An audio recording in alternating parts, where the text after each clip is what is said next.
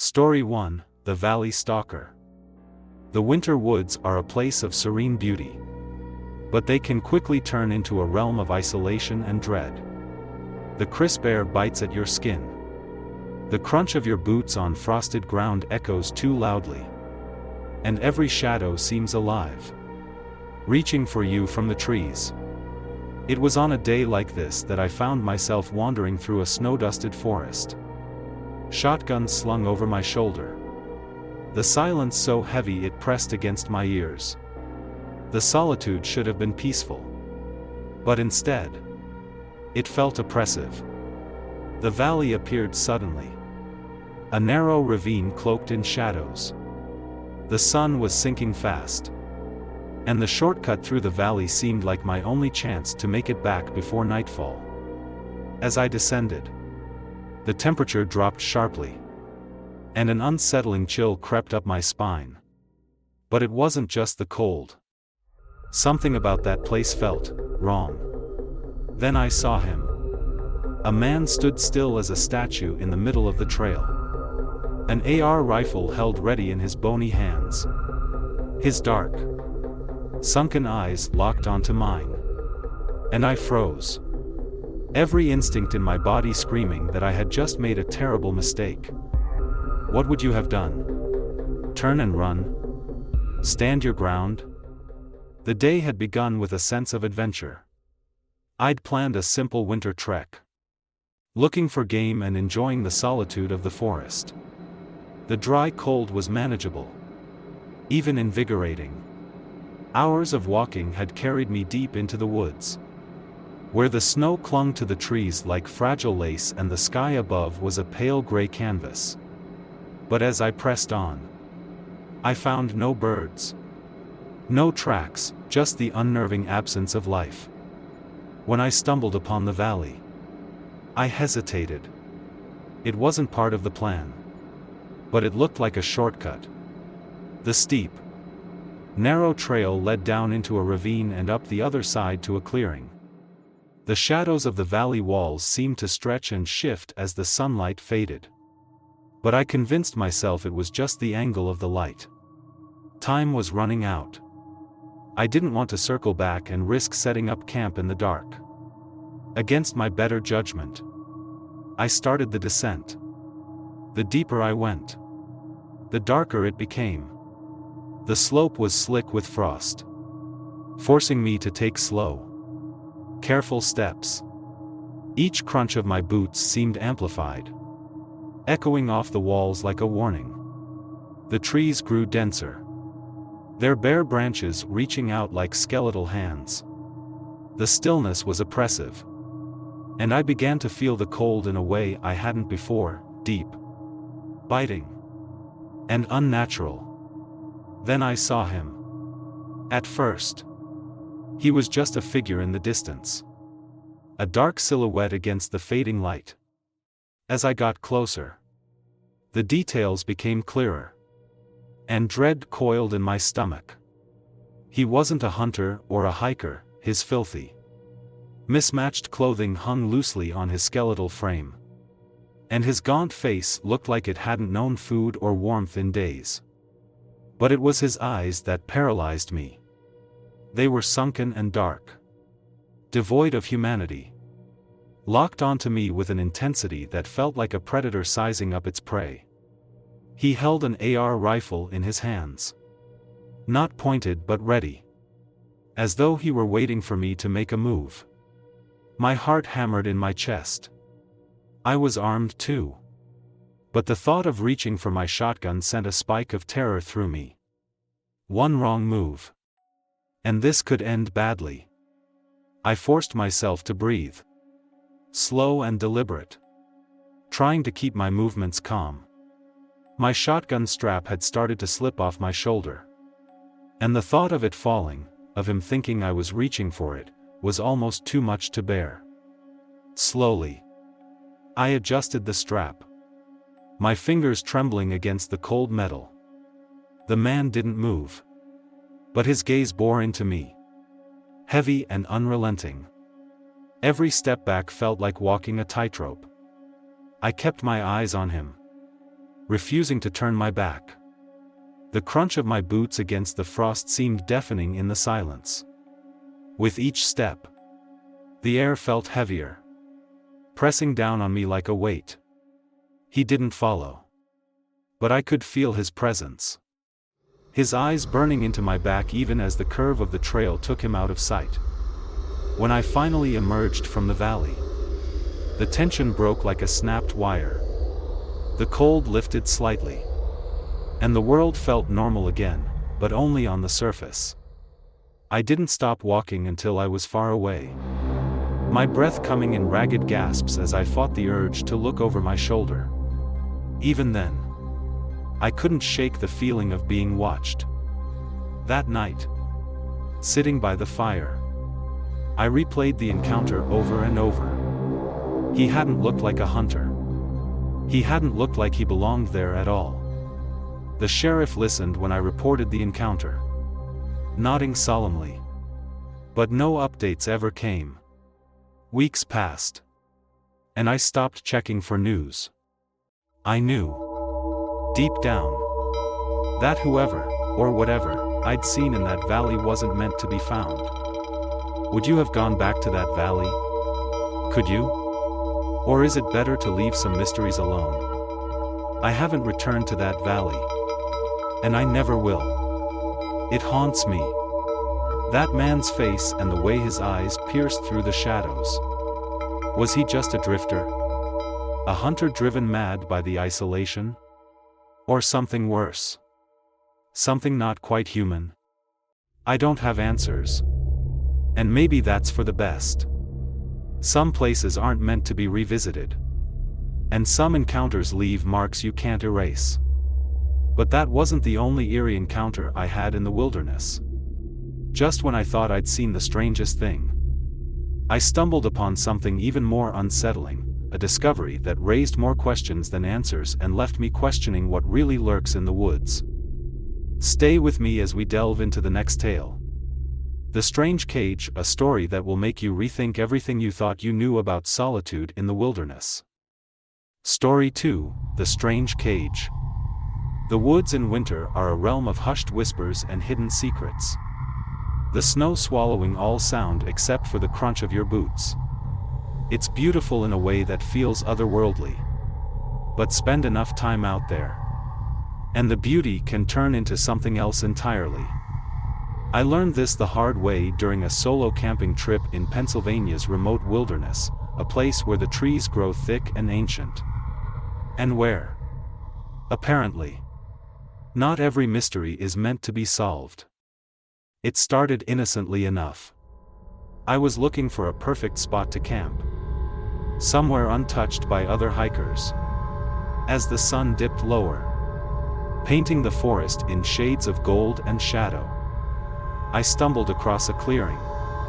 At first, I thought I'd found an abandoned campsite. There was a stone fire ring, a tarp spread across the ground, and a pile of gear that looked like it hadn't been touched in days. But the deeper I explored, the more wrong it all felt. There was something off about the place. Something I couldn't quite put my finger on. And then I saw it, a cage, welded together out of metal bars, sitting silently among the trees. A cage without a door. Who would build something like that? And why? I stood there for a long time, staring at the cage. It was about 4 feet square. The metal bars rusted in places and covered with a thin layer of frost. At first glance, it seemed almost like an animal trap. But the construction was crude, as though someone had pieced it together with whatever scrap metal they could find.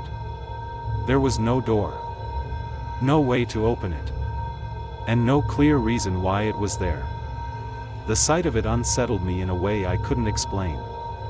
I turned my attention back to the campsite. The gear scattered around told a story, but not one I could easily piece together. There were food wrappers crumpled and torn, a small camping stove, and a first aid kit, all things you'd expect to find on a camping trip. But then there were the clothes. They lay in a damp heap near the creek, like someone had stripped them off and left them there. A towel hung over a branch, heavy with moisture from the previous day's rain. Everything about the scene felt abandoned, as if someone had been here but left in a hurry.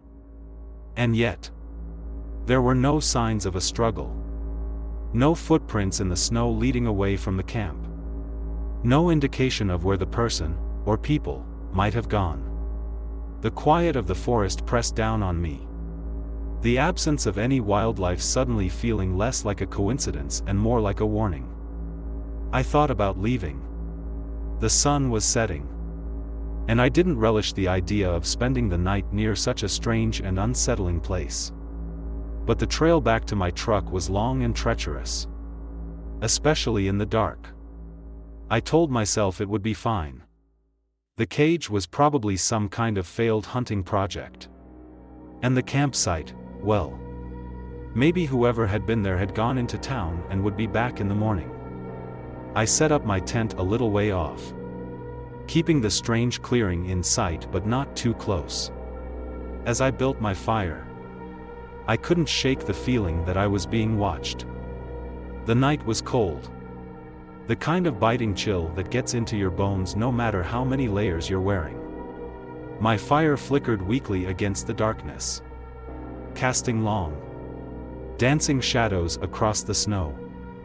I tried to convince myself it was just my imagination, but every creak of the trees and rustle of the underbrush set my nerves on edge. I kept glancing toward the clearing, where the cage loomed in the darkness.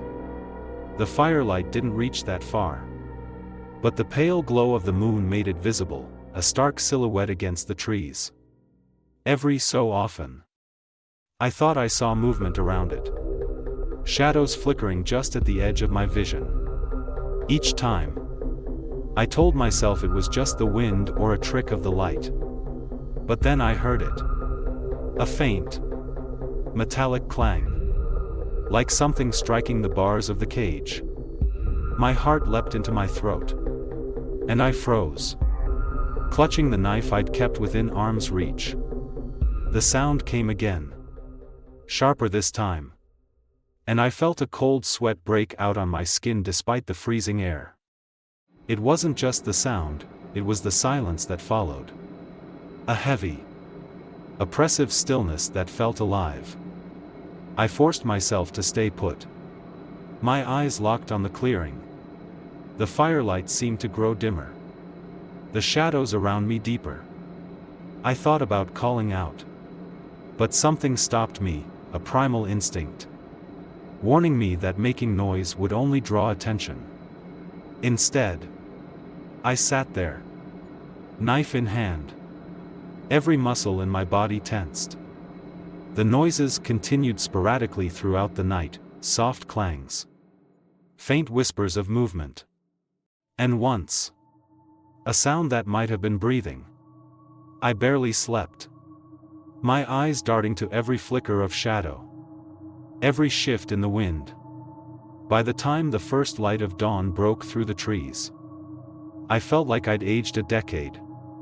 As soon as it was light enough to see, I packed up my camp as quickly as I could. My hands were shaking, both from the cold and the lingering fear. I didn't look back at the clearing as I hiked out, but the image of that cage stayed with me, burned into my mind like a brand. When I reached the ranger station, I told them about what I'd found. The ranger listened patiently, nodding as I described the scene. But when I mentioned the cage, he frowned. Could have been someone living off the grid, he said. People build all kinds of strange things out there. Probably best to steer clear. That was it. No investigation. No follow-up. Just a casual dismissal that left me more unsettled than before. I never went back to that spot. Whatever was out there, whoever built that cage, wasn't something I wanted to understand. Even now, I think about it sometimes. The abandoned camp, the clothes by the creek, the sounds in the night. And that cage, standing silent and ominous in the middle of nowhere. What was it for? Why was it there?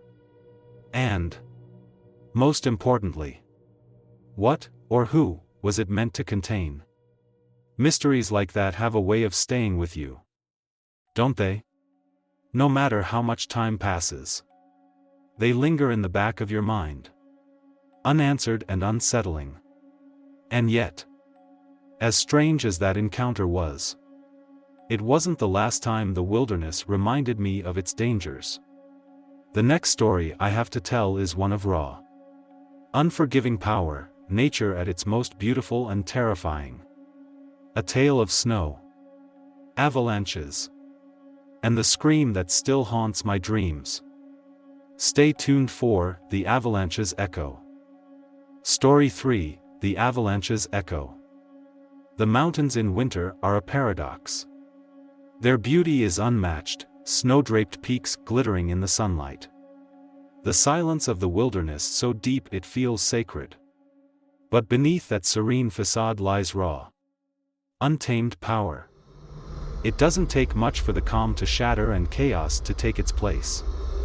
I learned this the hard way during a camping trip in the San Juan Mountains of Colorado. What began as a peaceful retreat turned into a harrowing fight for survival. It started with snow, falling lightly at first. My wife and I watched from the safety of our RV, enchanted by the way it blanketed the landscape. But by the third day, the snowfall didn't stop, it only intensified. The mountains around us became unstable, their steep slopes groaning under the weight of the snow. And then, on the fifth day, as we were frantically packing to escape, the silence was broken, not by the roar of an avalanche, but by something far more chilling. A scream, long and piercing. It echoed through the valley, cutting through the snowstorm like a blade. Who screamed? And why? The answers are still a mystery, one that haunts me to this day. The trip had been planned months in advance. A chance for my wife and me to enjoy the stark beauty of Colorado's backcountry. We were no strangers to winter camping and felt prepared for anything the wilderness could throw at us, or so we thought. We parked our RV in a secluded clearing, surrounded by towering pines and steep mountain slopes. It was perfect, quiet, remote, and untouched by the usual throngs of tourists. The snow began on our second night, soft flurries that made the forest feel magical. By the next morning, the landscape had transformed into a pristine winter wonderland. But the snowfall didn't let up. By the fourth day, it was a full-blown storm, the kind that buries everything in its path. The mountains around us seemed to grow heavier, their steep faces threatening to give way under the relentless weight. We knew the risks. Avalanches were a constant danger in these parts, and the conditions were perfect for one. The snow had accumulated rapidly, and the occasional rumble in the distance told us the slopes were unstable. Still, we weren't too worried. Our RV was parked on flat ground, and we had an alternate route out of the valley if the main road became impassable. That sense of security vanished on the fifth day. The storm intensified, and as we were loading the last of our gear into the RV, we heard it, a distant, bone-jarring roar. Another avalanche. We froze, listening as the sound grew louder, then faded. My wife looked at me, her eyes wide with fear. "Do you think it blocked the road?" she asked. "We'll find out soon enough," I replied, trying to keep my voice steady. But before we could make a move, the scream tore through the air. It was the kind of sound that makes your blood run cold. High-pitched and raw. It echoed across the valley, bouncing off the cliffs and fading into the storm. It wasn't the sound of an animal, it was human. And it was filled with terror. For a moment, Neither of us moved. The scream had been so sudden, so jarring, that it took a second to register. When it did, I grabbed my flashlight and started toward the direction of the sound. My wife close behind me. The snow was falling so heavily that visibility was almost non-existent. And the cold bit at my face like needles. Every step felt like wading through quicksand. The snow swallowing my boots and making progress agonizingly slow. We called out, our voices barely carrying over the storm. Hello? Is anyone there? The only response was the howling wind. The snow seemed to absorb sound, distorting distance and direction. I couldn't shake the feeling that we were being watched, though I knew it was probably just my nerves. After what felt like hours, we stumbled upon another camper, a man with an ATV and a radio. He was pale and visibly shaken, his hands trembling as he gripped the handlebars. "Did you hear it?" he asked, his voice barely audible over the storm. We nodded. "I tried calling for help," he said, holding up his radio. "They said they'll send a search team, but it might take hours." The man's presence was a small comfort, but it didn't ease the growing sense of dread. We couldn't pinpoint the source of the scream, and the storm made searching impossible. The thought of someone out there, alone and in pain, was unbearable. But the risk of staying longer was too great. With avalanches already cutting off parts of the valley, we knew it was only a matter of time before we were trapped. Reluctantly, we left the man to wait for the search team and returned to the RV. The drive out was harrowing. The alternate route was narrow and winding, with steep drop-offs on either side. The snowplows hadn't reached this part of the road yet, and the tires of our RV struggled for traction on the icy surface. Every few minutes, we heard distant rumbles, reminders that the mountains were far from stable. As we neared the main highway, we passed through Glenwood Canyon, a breathtaking stretch of road that cut through towering cliffs. Or at least, it had been breathtaking. Now, it was a scene of destruction. A massive avalanche had swept through, burying parts of the highway and rerouting the Colorado River. Entire sections of the road were gone, swallowed by snow and debris. It was like driving through the aftermath of an apocalypse. We made it out, but the scream stayed with us.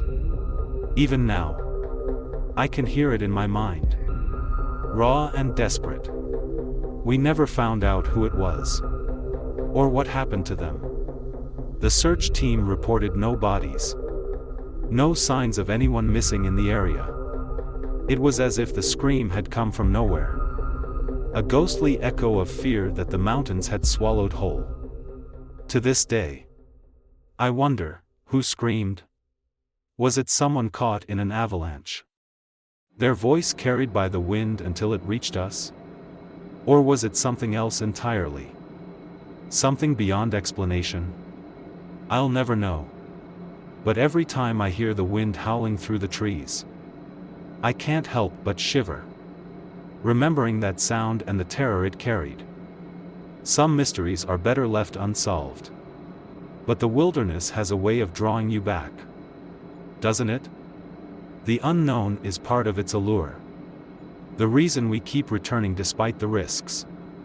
But not every encounter in the wild is with nature alone. Some things out there are harder to explain.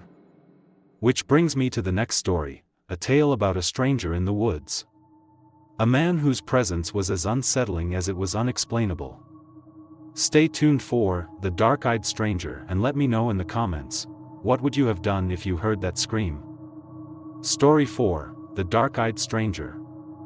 There's something about the wilderness that makes you feel invincible. Maybe it's the clean air, the endless skies, or the camaraderie of old friends around a campfire. That's what we felt as we hiked through the rugged beauty of the Pacific Crest Trail. The peaks and valleys forming a backdrop that seemed almost too perfect to be real. But the wilderness has a way of reminding you that you're never as alone, or as safe, as you think. It was the 4th night of our trip.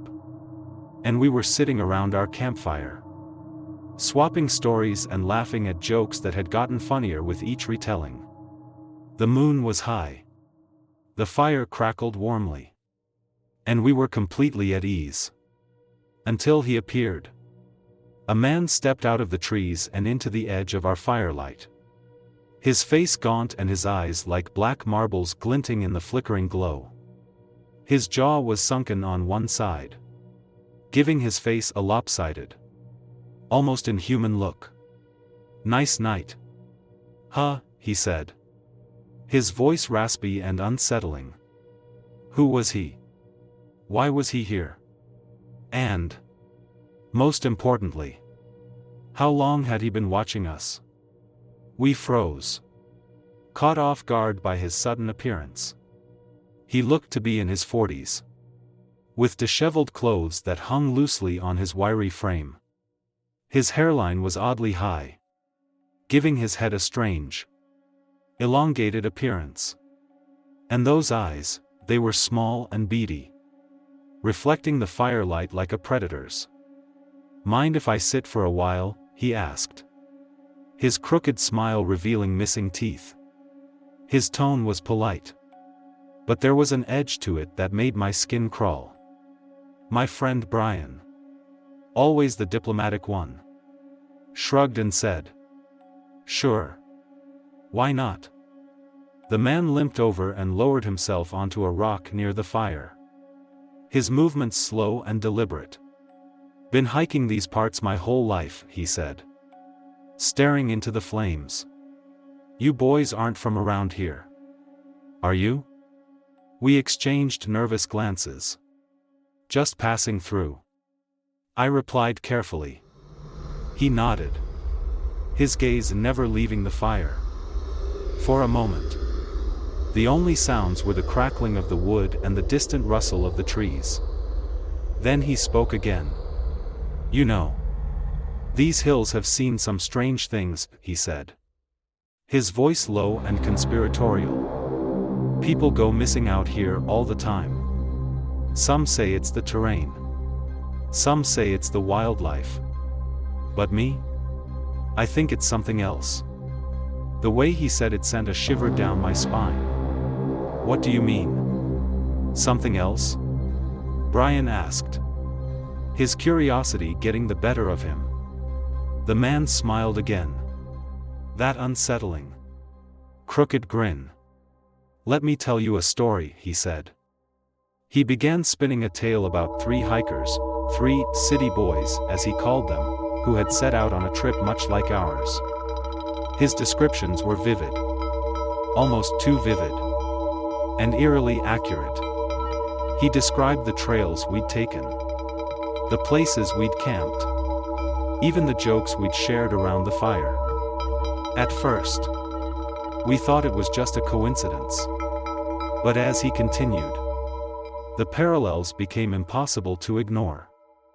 The 3 hikers, he said, had made the mistake of being too loud one night, their laughter echoing through the valley and disturbing the peace of those who lived in the hills.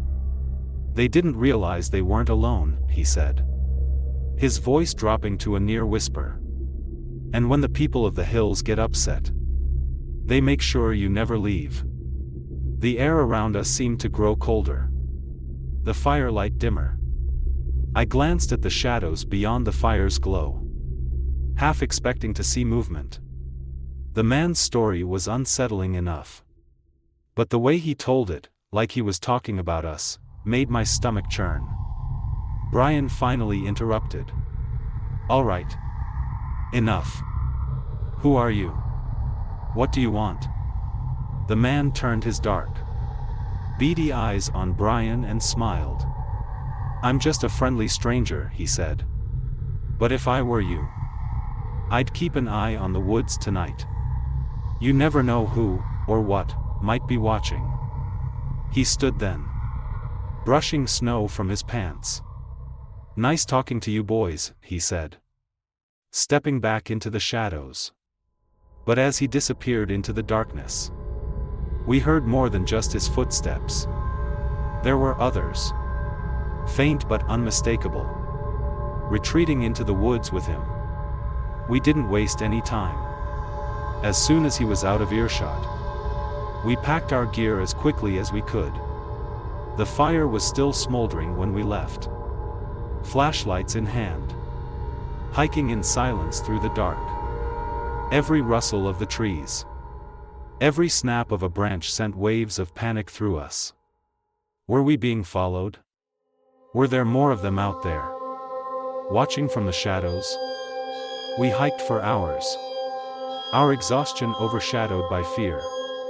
When we finally stopped, it was only because we physically couldn't go any further. We set up a makeshift camp, but none of us slept. The man's story, and the sound of those footsteps, played over and over in my mind. The next morning, we hiked straight to the nearest trailhead and drove home, cutting our trip short. To this day, I don't know who that man was or how he knew so much about us. Was he just a drifter? Someone who'd been spying on us for days? Or was he part of something bigger? Something hidden in the hills? Have you ever met someone who made your skin crawl? Someone who seemed to know too much about you? Let me know in the comments. I'd love to hear your stories. That encounter changed the way I see the wilderness. It's not just the beauty or the solitude, it's the unknown that keeps me on edge. But as unsettling as that experience was, it pales in comparison to what happened on another trip. Imagine being lost in the woods and hearing something, a sound that shouldn't be there. Stay tuned for the next story, The Groaning Woman, and see how one eerie noise led to a discovery I'll never forget. Story 5, The Groaning Woman. The forest at night is a different world. The daytime chatter of birds and rustling leaves gives way to an oppressive silence, broken only by the occasional snap of a branch or the howl of distant wind. My father always said the woods had a way of making you feel like you weren't alone, even when you were miles from civilization. I never truly understood what he meant, until that winter camping trip in Alabama. We had set up camp late in the afternoon, the frosted ground crunching beneath our boots as we built a fire. The sky faded into a deep navy, the stars piercing through the darkness like cold pinpricks of light. Everything was calm, serene even, until we heard it, a low, guttural groan echoing through the trees. It wasn't an animal. It wasn't the wind. It was something human. My father and I exchanged a glance, the flickering firelight reflecting the unease in his eyes. "Stay here," he said, grabbing a flashlight. But I couldn't. I followed him into the woods, the groan coming again, longer this time, almost pleading. What we found would haunt me for the rest of my life. Have you ever heard a sound that made your blood run cold? The sound drew us deeper into the forest, each groan more desperate than the last. My father led the way, the beam of his flashlight cutting through the darkness. The snow was fresh and untouched, our boots leaving the only tracks. The trees seemed to close in around us, their skeletal branches reaching out like claws. I kept glancing over my shoulder, half expecting to see something, anything, lurking just beyond the light. When we finally found her, she was lying in a heap at the base of a hill, half buried in the snow. Her head was tilted downward, her face obscured by a tangle of matted hair. She wasn't moving, save for the faint rise and fall of her chest. Another groan escaped her lips, low and shuddering, as though it took every ounce of strength she had left. My father knelt beside her, shining the flashlight on her face. Her skin was pale, almost bluish. And her eyes were glassy and unfocused. "Hey," he said softly, his voice trembling. "Can you hear me?" It took her a moment to respond. "Help," she whispered, the word barely audible over the wind. Her clothes were soaked through, the fabric stiff with frost. A towel clung to a nearby branch, frozen solid, as if she'd tried to hang it up to dry but given up halfway. "Where did you come from?" my father asked. But she didn't answer. She was too weak to explain, her words slurring together into an incoherent mumble. As we helped her to her feet, she let out another groan, a sound so raw and guttural that it sent a shiver down my spine. It wasn't just the sound itself, it was the way it seemed to echo through the forest, as though the trees were carrying it farther than it should have gone. Piece by piece, her story unraveled as we guided her back toward our campsite. She and her boyfriend had been camping not far from where we'd set up. They'd gotten into an argument, something about drinking too much, she muttered, and he'd stormed off, leaving her behind. She'd tried to follow him but lost her way in the snow. When she saw the glow of our fire through the trees, she'd tried to reach us, but the cold had sapped her strength. The idea of her wandering aimlessly in the freezing night, groaning in pain and despair, made my stomach churn. But something about her story didn't sit right with me. How had she gotten so far from her camp without any sign of her boyfriend? Why hadn't he come back for her? And why did the forest feel so wrong? As though it were holding its breath, waiting for something to happen. When we reached our campsite, we sat her down by the fire and wrapped her in every blanket we had. She stared into the flames, her glassy eyes reflecting the flickering light. "He'll come back," she murmured, though she didn't sound convinced. My father decided to hike back toward her camp to see if he could find her boyfriend or at least some of their gear. "Stay here," he told me firmly. "Watch her." I nodded, but the thought of being left alone with her made my skin crawl. There was something about the way she sat there, so still and silent, that unsettled me. Every now and then, she'd let out another groan, her head lolling forward as though she were fighting to stay conscious. The forest around us seemed unnaturally quiet. Even the wind had died down, leaving only the crackle of the fire and the sound of her ragged breathing. I found myself glancing into the darkness, half expecting to see her boyfriend emerging from the trees, or something worse. When my father returned an hour later, his expression was grim. He hadn't found anyone. Her camp was deserted, the fire long dead, and there were no tracks leading away from it. It was as though her boyfriend had vanished into thin air. "We'll wait until morning," he said, his voice tight. "Then we'll take her to the nearest ranger station." We spent the rest of the night huddled by the fire, the three of us wrapped in uneasy silence. The woman drifted in and out of consciousness, her groans growing softer but no less haunting. Every time I closed my eyes, I saw her lying in the snow, her pale face half hidden by her hair.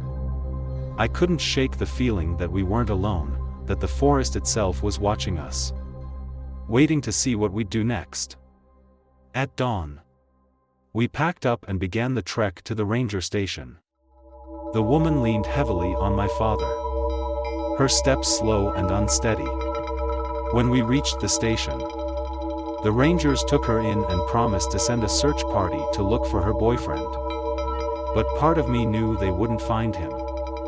To this day, I can still hear her groans, echoing in my mind like a ghostly refrain. The forest is beautiful, but it's also unforgiving. For every person who survives its trials, how many are left behind? Their cries swallowed by the trees? What do you think happened to her boyfriend? Could he have simply walked away? Or was there something darker at play? Let me know your thoughts in the comments. I'm curious to hear your theories. That experience taught me that the wilderness is full of mysteries. Some of them more unsettling than others. But as chilling as that encounter was, it wasn't the last time I felt the prickle of unease in the woods. On another trip, I met someone who seemed harmless at first, until he didn't. Stay tuned for the next story. The Fishing Pole Stranger, and find out how an innocent encounter can take a sinister turn. Story 6, The Fishing Pole Stranger. The forest was alive with the sounds of summer. Birds chirped high in the trees. The river nearby gurgled over smooth stones. And the late afternoon sun cast a golden glow through the canopy. For two teenage girls on a weekend camping trip, it was the perfect getaway, a chance to escape the noise of the city and enjoy a slice of solitude. But the forest has a way of lulling you into a false sense of security. It's quiet until it isn't. It's peaceful until it's not. And that's what we learned when he appeared, a man with a fishing pole slung over his shoulder and an easy smile that didn't quite reach his eyes. He seemed harmless at first. Just another camper passing through. Mind if I cut through here to the road? He asked, gesturing to the path that ran past our tent. We said sure. But something about the way he lingered made us uneasy. Then he started asking questions. How long are you girls out here? Just the two of you? His tone was casual. But the questions felt anything but. Have you ever met someone who seemed too curious for their own good? He lingered longer than he should have. His questions started innocent enough, where we were from, how long we were camping, but they quickly became unnerving. Just the two of you? Huh, he repeated, his eyes darting to the small pile of gear by our tent. That's brave. You don't see a lot of folks camping alone out here. His gaze lingered too long on the tent. On our cooler. On us. He didn't look dangerous. Not exactly. His clothes were worn but clean. And he carried a fishing pole as if he'd been walking the river all day. But there was something about him, something in his tone. In the way he smiled too wide when we answered his questions, that set my nerves on edge. When he finally left, we felt relief wash over us. But it didn't last long. 2 hours later, just as the sun dipped below the horizon and the forest began to darken, he returned. This time, he wasn't alone. The second man was older. His face weathered and his eyes cold. They didn't bring fishing poles this time. They didn't bring anything. They just walked into the clearing, standing on the edge of our campsite like they were deciding whether to come closer. Evening. Girls, the first man said. His tone too casual. We were just passing by and thought we'd check in. Make sure you're okay out here all alone. We didn't say much. The unease that had been simmering before was now full-blown dread. Thick and suffocating. They stood there, asking more questions. Where were we from? How long we planned to stay? If anyone knew we were out here. They circled the campsite like vultures, their eyes scanning everything, the tent, the firewood we'd collected, the small axe lying beside it. My friend finally spoke, her voice shaking. We're fine. Thanks. We were just about to head out anyway. Head out? The older man's brow furrowed. It's almost dark. Not safe to be hiking around here at night. Better to stay put. The implication hung in the air, heavy and menacing. They weren't going to leave. Not yet. After what felt like an eternity, they finally walked off, heading up the canyon into the woods. We sat by the fire, too scared to speak. The hours dragged on. Every sound in the forest amplified by our fear. The river, once a comforting presence, now seemed to muffle everything around us, leaving us blind to anything lurking beyond its rush. Then we realized something that made our stomachs drop. We'd never seen them come back down the canyon. They were still out there, somewhere in the dark. We didn't wait to find out what they were planning. The moment the realization hit us, we sprang into action, stuffing our gear into our packs as quickly as we could. Every snap of a twig, every rustle of leaves felt like a warning. We kept our flashlights off, moving in near silence, the beams only flickering on when absolutely necessary. The hike back to the car was grueling. The forest seemed to stretch endlessly in every direction, and the shadows played tricks on our minds. Every few minutes, one of us would freeze, certain we'd heard footsteps behind us, only to find nothing when we turned around. But the feeling never left us, the feeling of being watched. When we finally reached the car, we didn't stop to catch our breath. We threw our packs in the back and sped down the dirt road, the headlights slicing through the darkness. It wasn't until we were miles away, back on the main highway, that we allowed ourselves to speak. "Do you think they were just messing with us?" my friend asked, her voice barely above a whisper. I didn't answer. I didn't want to. Deep down, I knew they weren't just harmless hikers. There was something about the way they'd looked at us, the way they'd asked all the right questions, that made it clear they'd been sizing us up. We were vulnerable, and they knew it. We never reported the encounter. What would we have said? That two men with a fishing pole and too many questions had made us feel unsafe? But I think about that night often.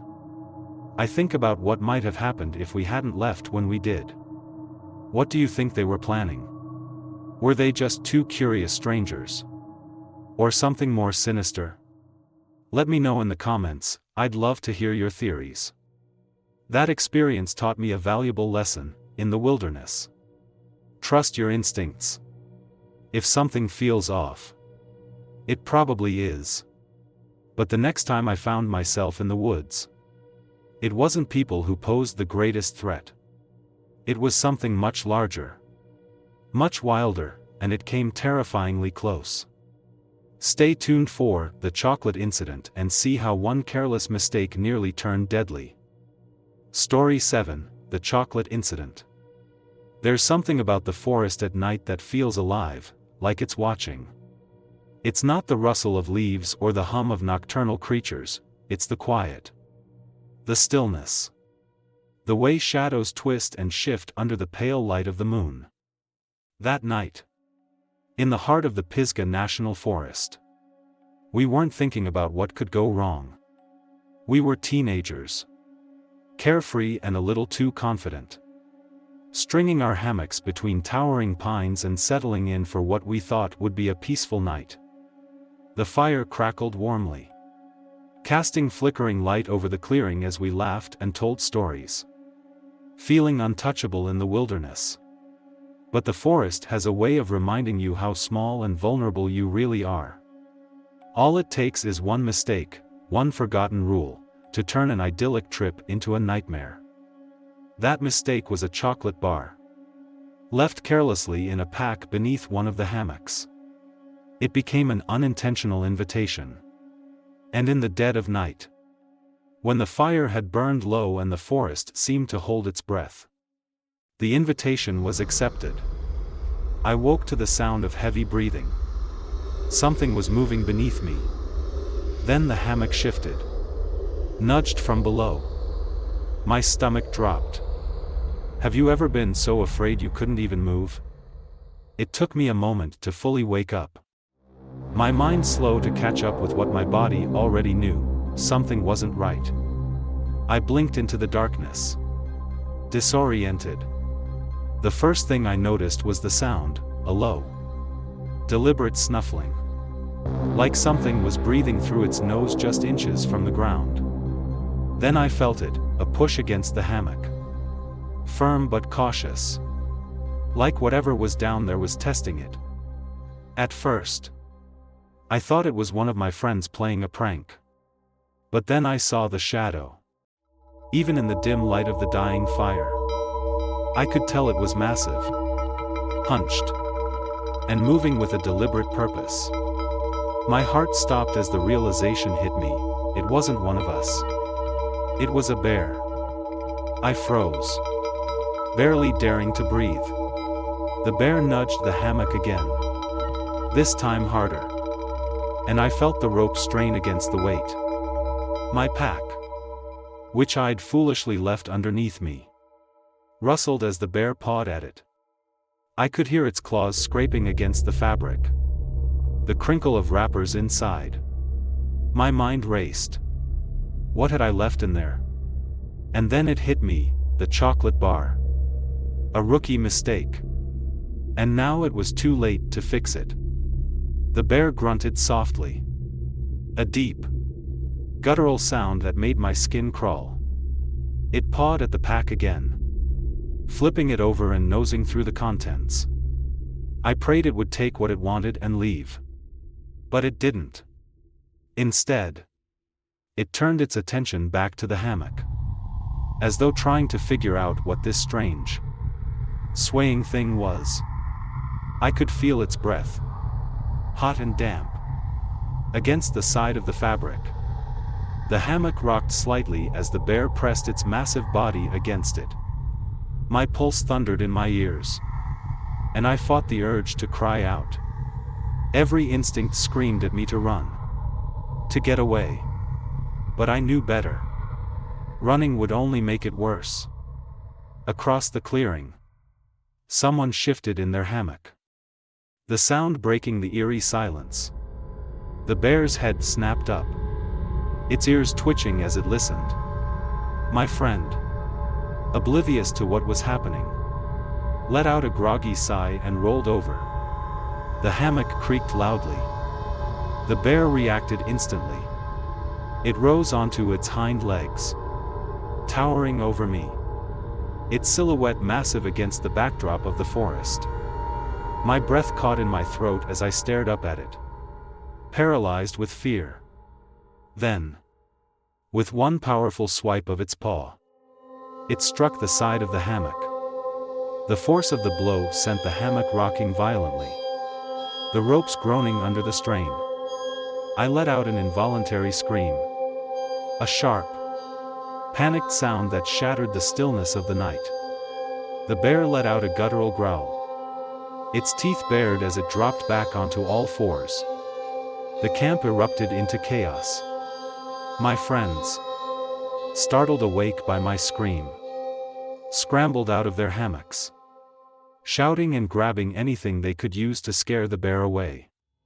Someone threw a log onto the fire, sending up a burst of sparks that momentarily lit up the clearing.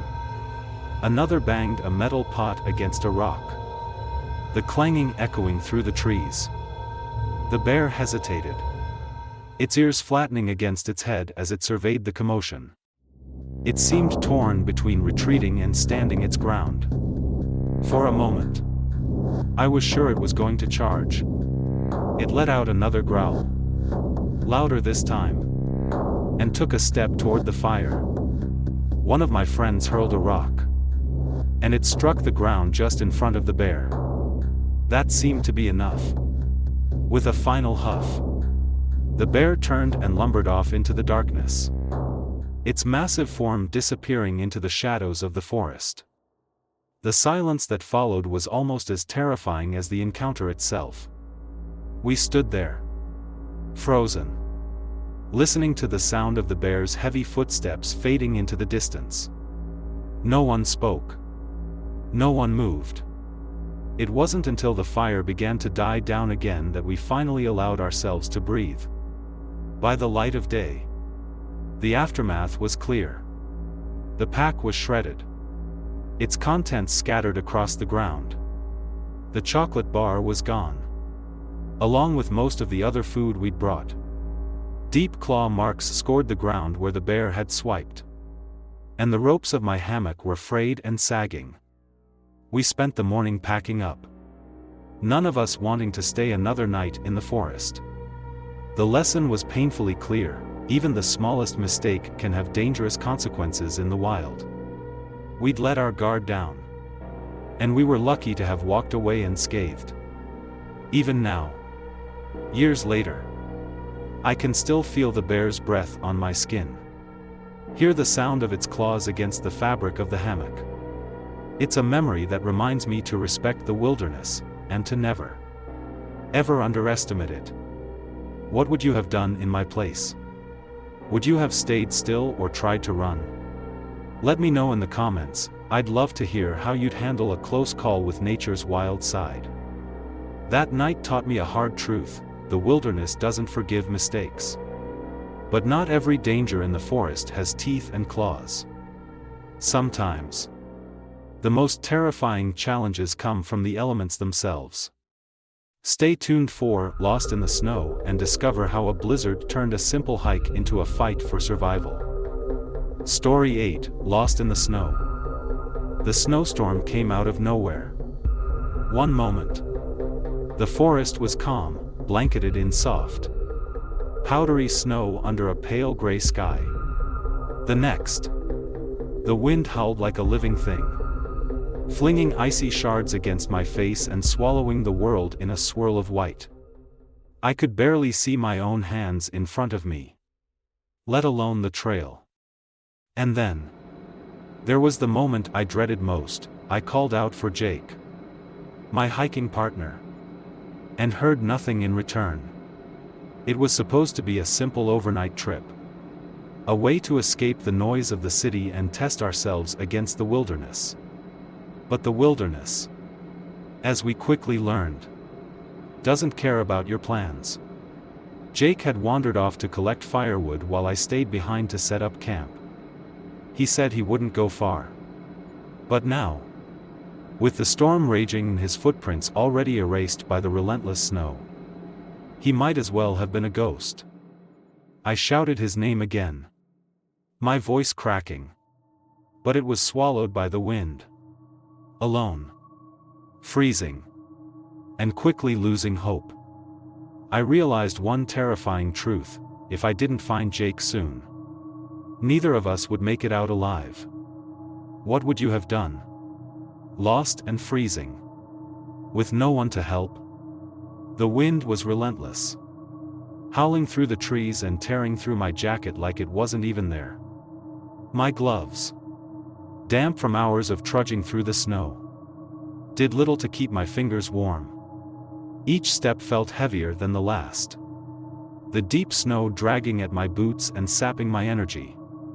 I knew I had to keep moving. But with every passing minute, my body grew slower, weaker. I scanned the forest for any sign of Jake: a broken branch, a flash of color against the endless white, but there was nothing. The storm had erased every trace of him, turning the landscape into a featureless expanse of snow and shadow. My shouts for him felt futile, the wind carrying my voice away before it could go more than a few feet. The forest felt alive in a way that was deeply unsettling. The trees loomed like skeletal giants, their branches creaking in the wind. The snow muffled everything except the storm, creating an eerie, oppressive silence that seemed to press down on me. And then, the hallucinations began. At first, it was subtle, shapes moving in the corner of my vision, disappearing when I turned my head. I told myself it was just the wind stirring the snow. But the shapes kept appearing. A shadow here, a figure there, just beyond the edge of sight. My heart pounded in my chest, and I forced myself to keep walking, refusing to acknowledge the creeping dread that something was watching me.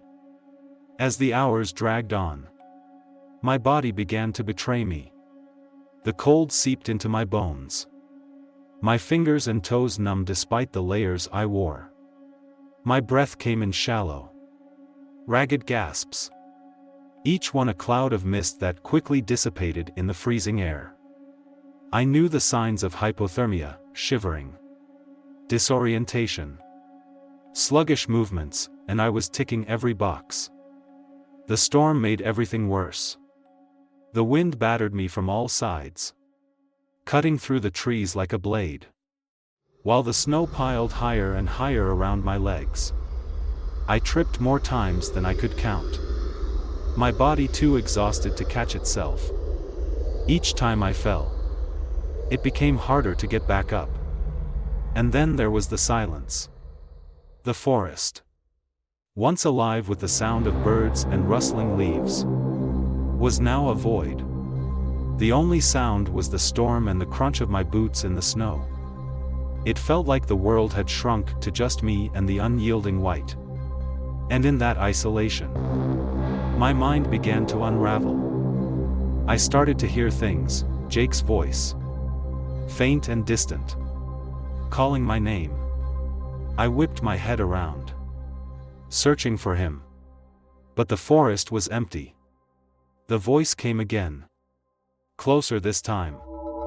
But when I ran toward it, there was nothing, just trees and snow. "Jake!" I shouted, my voice cracking. "Where are you?"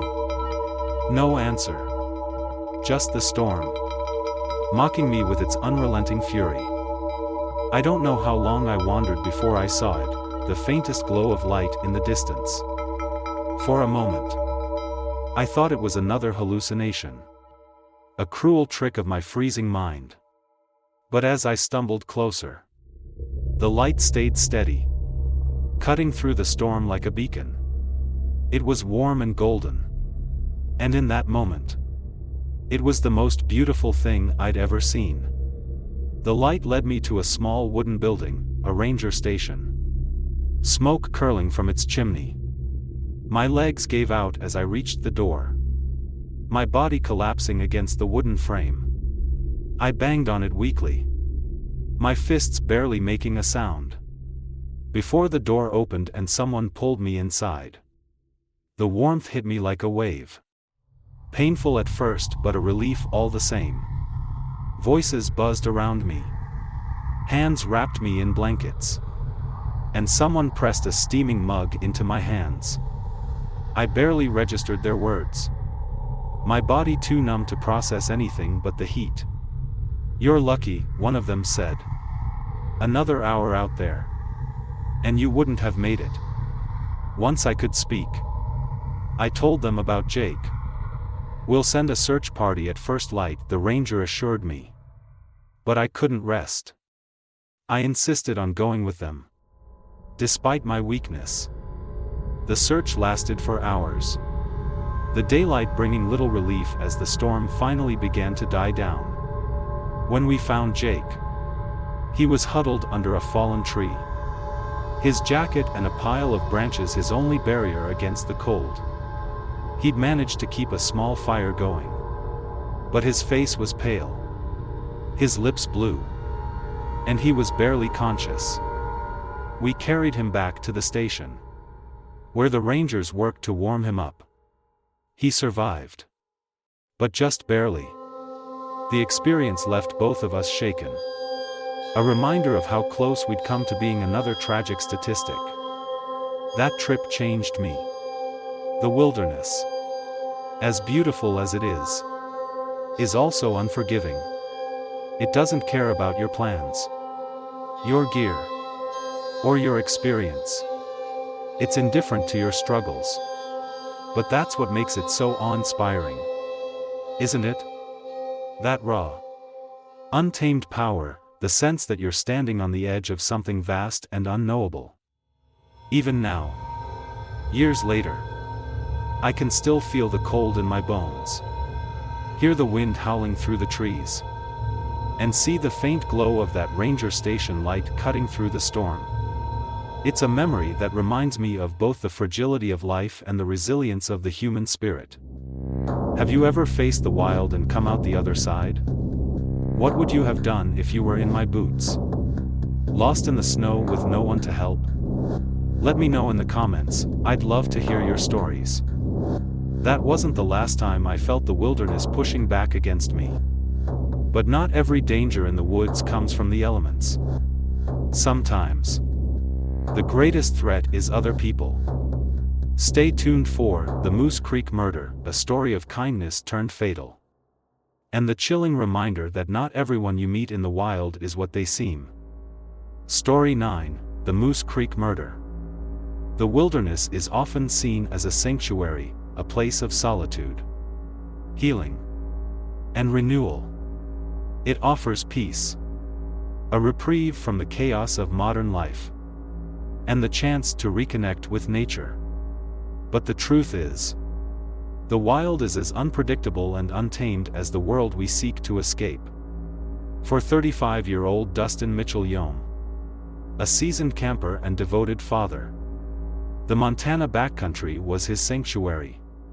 It was a place where he found freedom, where the burdens of daily life melted away. That is, until one fateful October evening when everything changed. Alone in the serene beauty of Moose Creek, Dustin extended kindness to a stranger, a decision that would cost him his life. By morning, that tranquil campsite had become the scene of a brutal, senseless murder, shattering the peace of the wilderness forever. How does a place so tranquil become the backdrop for such horror? What drives someone to take a life in the very heart of nature's serenity? This is the haunting story of the Moose Creek Murder. A grim reminder that not all dangers in the wild come from the elements, and that the darkest threats may come from those we least expect. Dustin Mitchell-Yome was no stranger to the outdoors. A contractor by trade and a father of two, he cherished his time in the wilderness, where he could disconnect from the demands of life and immerse himself in the rugged beauty of nature. In early October, Dustin set out for a solo camping trip in Moose Creek, a remote area near Big Sky, Montana.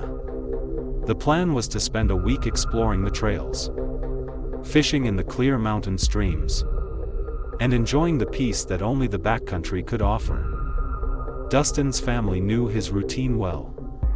He always checked in when he could, and he'd arranged to meet a friend on October 12th to share the last few days of his trip.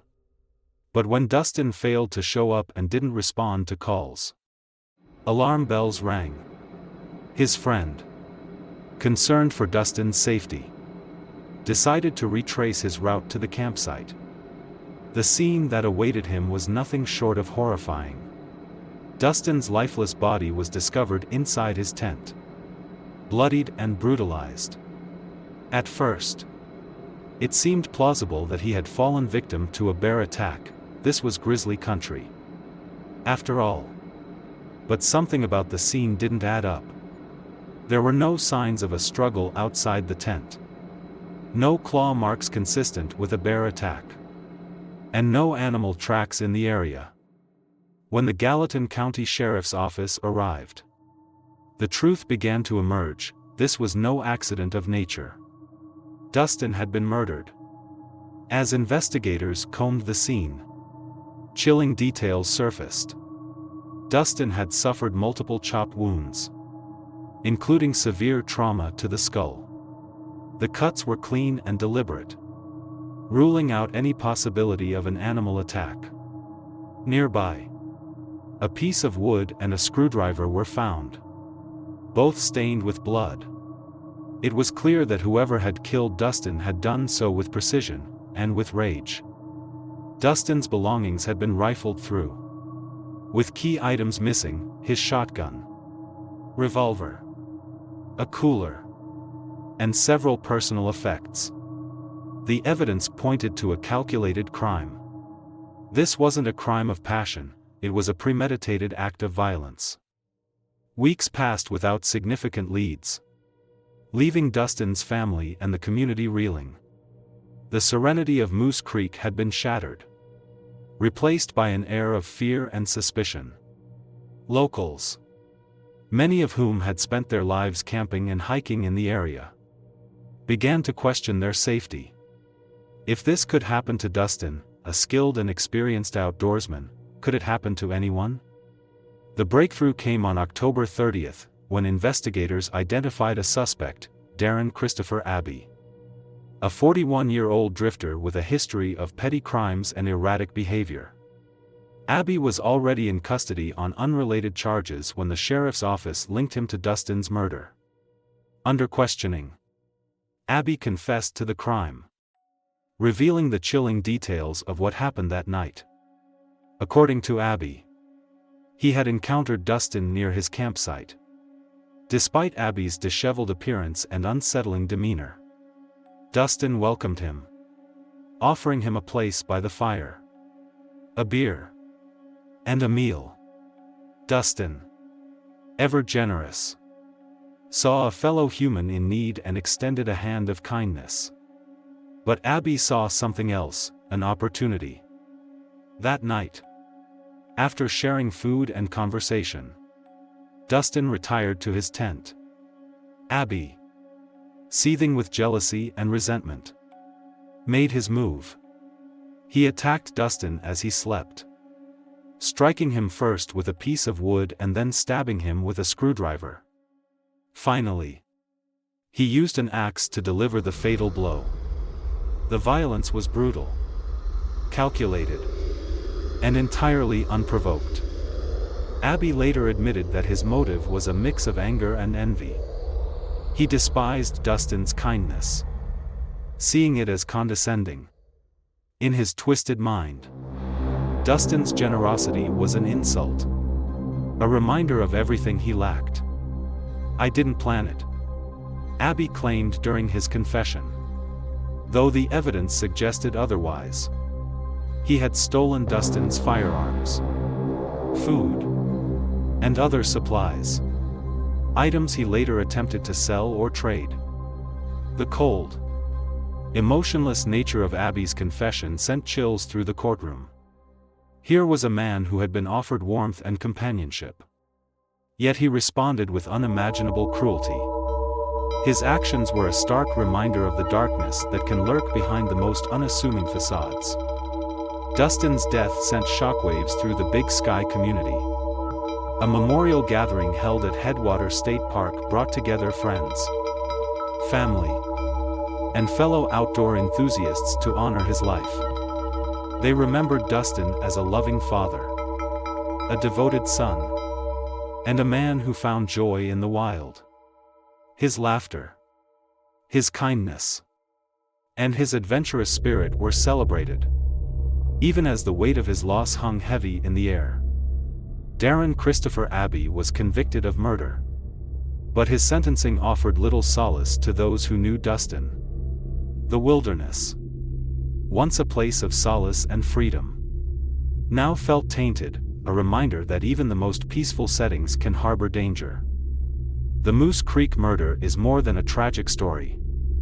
It's a cautionary tale, a chilling reminder that danger doesn't always come with a warning. It can come disguised as a stranger seeking help, as a fellow traveler on the trail. Dustin's story is a somber reminder to trust our instincts, to balance kindness with caution, and to never forget that the wild, as beautiful as it is also unpredictable. Have you ever had a moment in the wilderness where you felt the kindness you offered could have been misinterpreted, or worse, taken advantage of? How do you find the balance between trust and self-preservation? Let me know your thoughts in the comments. Through these stories, we've explored the chilling truths that the wilderness hides. From encounters with mysterious strangers to brushes with death against nature's fury. These tales remind us of one thing: the wild is as beautiful as it is dangerous. It tests our resilience, challenges our instincts, and sometimes reveals the darkness within ourselves and others. What's your most haunting outdoor experience? Share your stories below, I'd love to hear them. And if these tales kept you on the edge of your seat, don't forget to like, share, and subscribe to Wolf Tells. Hit the notification bell so you never miss a new story. Together, Let's keep exploring the mysterious, the macabre, and the wild unknown. Thank you for joining me. Stay safe out there. And remember, in the wilderness, it's not just the elements you need to prepare for. Until next time.